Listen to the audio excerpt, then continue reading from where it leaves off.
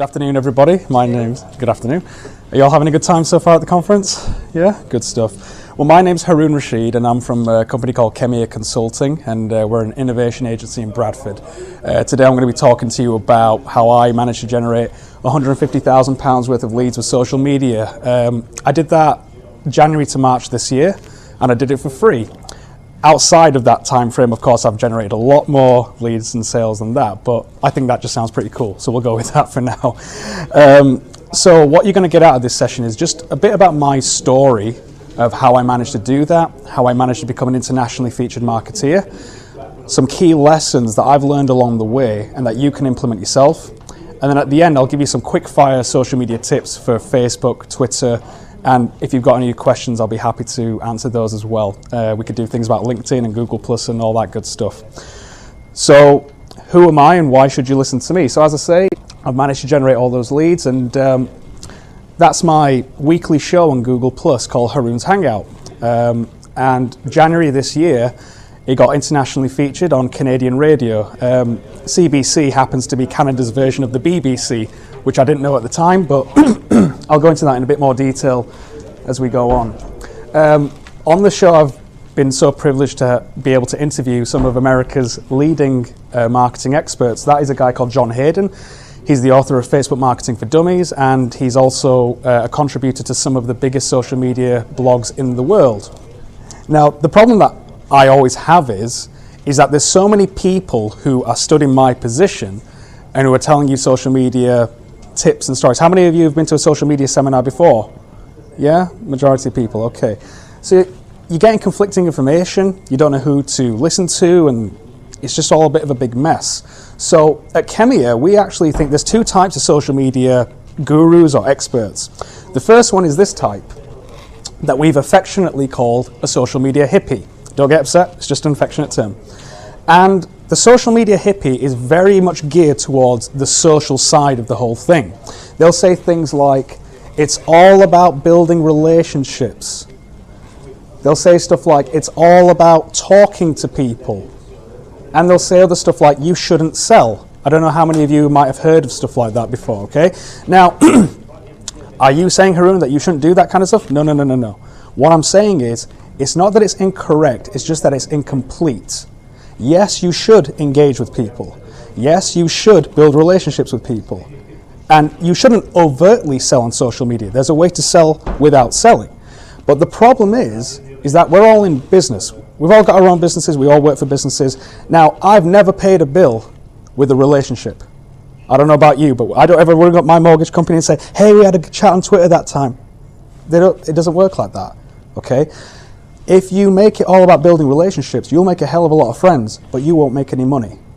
If you make it all about engagement, you'll have a lot of great conversations, but you won't make any money. If you don't sell, guess what? You won't make any money. So what's the problem? There's something wrong here, isn't there? So as I say, you're in business. Let's make it really, really simple. You're in business to make a profit. Your profit is not made out of engagement. Your profit is not made out of relationships. It's made out of money. Would you all agree with that? You're looking at me like I've said something weird. Okay. So what's the solution? We say that you need to be business-minded. Okay? Everything you do with social media has to have a business or a financial or a commercial focus. If it doesn't make any money, then you are quote-unquote frigging about on Facebook. You probably heard that term. Okay, so I did a talk at Leeds University a few years ago, and it was a digital marketing talk, and I asked the audience, what are some of your favourite websites, and keep it clean. And apart from, social media, they gave me the usual BBC News, Sky Sports News, IMDb, someone said Perez Hilton, and I listed them all down, and I said, how many times a week do you guys go on these sites? And they're like, yeah, pretty much every day. So I said, okay, how many times a day might you go on these sites? One guy at the front said between 10 and 15 times a day. Between 10 and 15 times a day on his favourite site. Now, I knew it was going to be high, but I didn't think it was going to be that high. So I was like, dude, why? And he said, because I've got it on my phone and I keep checking the apps. And then it became like a confessional. Everyone else's hands started going up and they're going, yeah, actually that sounds about right for me as well. And I said, okay, well, you guys are spending a long time online. Why? Because it's interesting. I'm like, yeah, I know it's interesting. What makes it interesting? And then one guy said, because they've got content. And I was like, exactly. They've got content which is fresh, relevant, and is updated on a continual basis. Think about your favorite website just for a moment. Would you look at your favorite website today, go away, come back tomorrow, just look at the same thing again? No, you wouldn't. That's ludicrous. That's insane. But as businesses, that's what we're doing to our customers. And then we're wondering why we're not generating any traffic. We're wondering why we're not getting any social media followers. We're wondering why we're not generating any leads and sales.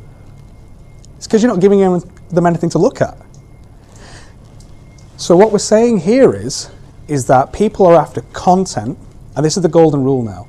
People are after content that solves a problem or a need. And it's as simple as that.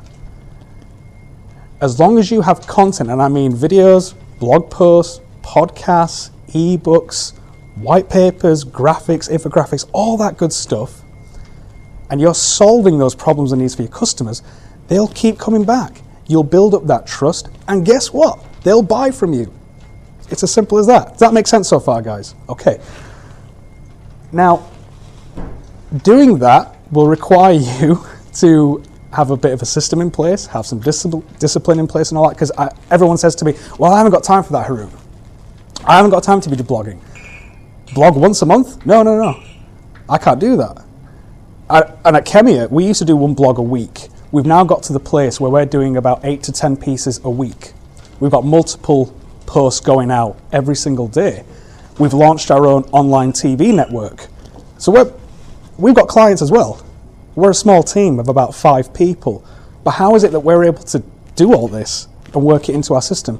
And the point is that it's not that we don't have time, it's that we've placed enough importance on it to make time for it. That makes sense?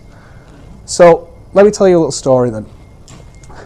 I got an email from a guy, a business correspondent from CBC. And like I said, I didn't know who CBC was.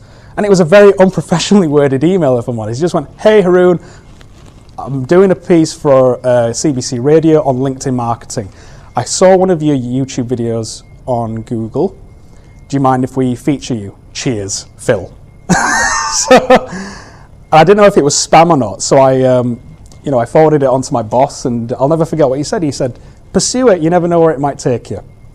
And little did I know it meant that my show would be featured 20 times in one day, and it was, sent out all across Canada and across the world, and it was such a great thing for me.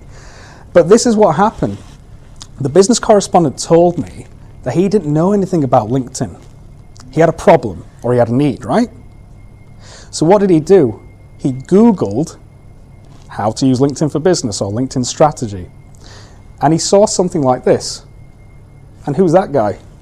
That's me, a few pounds heavier, but that's me. Now, if you look at the top, there's Forbes.com. You've all heard of Forbes.com, right? Third one down is Social Media Examiner. They're one of the biggest social media companies in the world, who are also in talks with us about coming on the show, by the way, so that's good. But why is it that a lad from Bradford got featured on a Canadian radio station? That's hilarious when you think about it. They didn't ask Forbes. They didn't ask Social Media Examiner. They asked me. And it's because I had content that solved a problem or a need. By the way, everybody knows that Google is the #1 search engine in the world, right? Sure? Okay. Does anybody know what the second one is?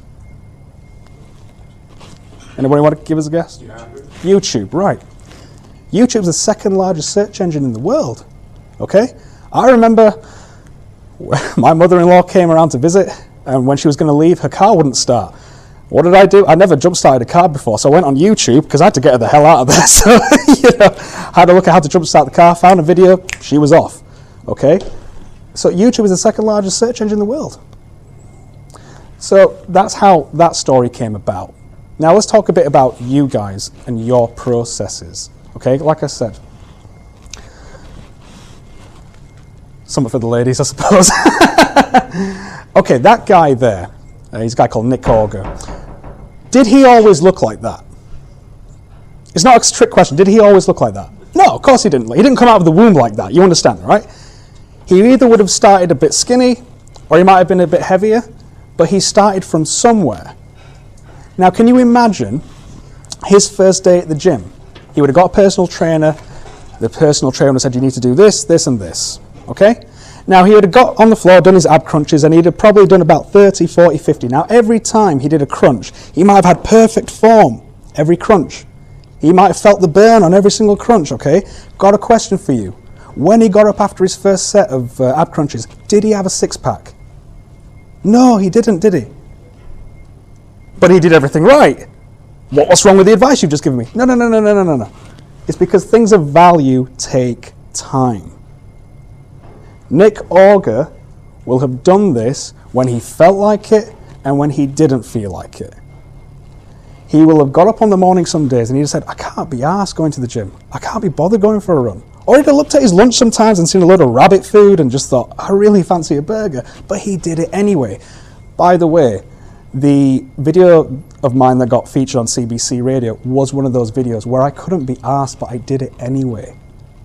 It's funny how life works out sometimes, isn't it? And I didn't think it was my best performance on that day, but someone did. And you never know when your opportunity might come along. I mean, I know that social media and tech and everything is a fast-paced industry, but don't let anybody else, I won't swear, rob you or lie to you and say, oh, you know, you can write one blog post and you'll get 1,000 Twitter followers, or you're going to make loads of money. It doesn't work like that. Although it's a fast-paced industry, nothing will be substituted for hard work, dedication, and most of all, this is where most people fall down, consistency. What happened to consistency? We all live in this kind of instant gratification sort of society where it's a microwave thing. Ping, 15 seconds and I'll get my £150,000 worth of leads. It doesn't work like that. My journey in digital marketing started January 2010. Okay, January 2010. I got featured on CBC almost to the day, January 2014, this year. That's 4 years. Well, you're saying it's going to take me 4 years? I can't wait that long. No. You're asking the wrong questions. It's not about how long is it going to take me. It's how much do you really care about your business? That's harsh. How much do you actually care? How much are you willing to do? How much importance do you place on that? I was with a client, just on Monday, and I was doing a presentation to the whole company. I'd already worked with the two directors. They'd gone through the marketing process that we have, and they said, can you come in and talk to the rest of our staff? When I spoke to the staff, they were all saying the same things. We haven't got time to do that. We haven't got time for that. And the director, I was so pleased. He just said, we're going to make time for it because it's important, because there's value in that thing. It's just as important as doing this and doing that and doing that. I hope it hasn't been too harsh, guys, but this is the reality of the situation. I don't want to say, I'm not going to tell you what you want to hear. I'm going to tell you what you need to hear. And I'm pretty sure we've all heard social media hippies or whatever and saying that you can do it really quickly, and it's just not like that. So that's the approach that we have. But if you're consistent, if you do that thing about solving your customers' problems and needs, you'll be fine. You'll be fine. Oh God, we've gone over time. Thank you very much to everybody who's come along. If you want to talk to me, I'll be here for the next 10 minutes or so. But thank you very much. Thank you. Thank you.